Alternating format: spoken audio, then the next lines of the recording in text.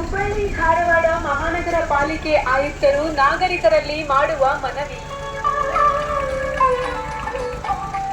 ಪ್ರಿಯ ನಾಗರಿಕರೇ, ಇತ್ತ ಕಡೆ ಸ್ವಲ್ಪ ಗಮನ ಕೊಟ್ಟು ಕೇಳಿರಿ. ಹುಬ್ಬಳ್ಳಿ ಧಾರವಾಡ ಮಹಾನಗರ ಪಾಲಿಕೆಯಿಂದ ಸಾರ್ವಜನಿಕರಿಗೆ ಈ ಮೂಲಕ ತಿಳಿಪಡಿಸುವುದೇನೆಂದರೆ, ತಮಗೆಲ್ಲ ಗೊತ್ತಿರುವ ಹಾಗೆ ಈ ವರ್ಷ ಸವಗತ್ತಿಯ ರೇಣುಕಾ ಜಲಾಶಯದ ಹಾಗೂ ತುಮ್ಮವಾಡ ನೀರಸಾಗರ ಜಲಾಶಯದ ಜಲಾನಯನ ಪ್ರದೇಶದಲ್ಲಿ ವಾಡಿಕೆಯಂತೆ ಮಳೆ ಆಗದೇ ಇರುವುದರಿಂದ ಕಳೆದ ವರ್ಷಕ್ಕೆ ಹೋಲಿಸಿದರೆ ಈ ವರ್ಷ ನೀರಿನ ಪ್ರಮಾಣ ಗಣನೀಯವಾಗಿ ಕಡಿಮೆಯಾಗಿದೆ.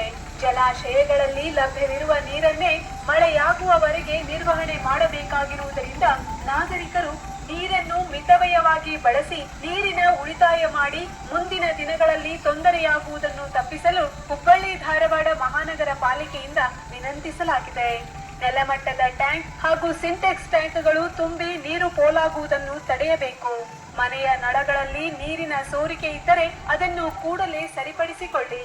ನಗರದ ಯಾವುದೇ ಭಾಗದಲ್ಲಿ ನೀರಿನ ಪೈಪಿಗೆ ಹಾನಿಯಾಗಿ ನೀರು ಸೋರಿಕೆಯಾಗುತ್ತಿದ್ದರೆ ಅಥವಾ ವಾಲ್ವ್ಗಳಲ್ಲಿ ಸೋರಿಕೆ ಕಂಡುಬಂದರೆ ಹಾಗೂ ಅನಗತ್ಯವಾಗಿ ನೀರು ಪೋಲು ಆಗುತ್ತಿರುವುದನ್ನು ಗಮನಿಸಿದರೆ ನೀರು ಸರಬರಾಜು ಸಹಾಯವಾಣಿ ಕೇಂದ್ರ 7996666247 7996666247 ಇಲ್ಲಿಗೆ ಕರೆ ಮಾಡಿ ಮಾಹಿತಿ ತಿಳಿಸಿ.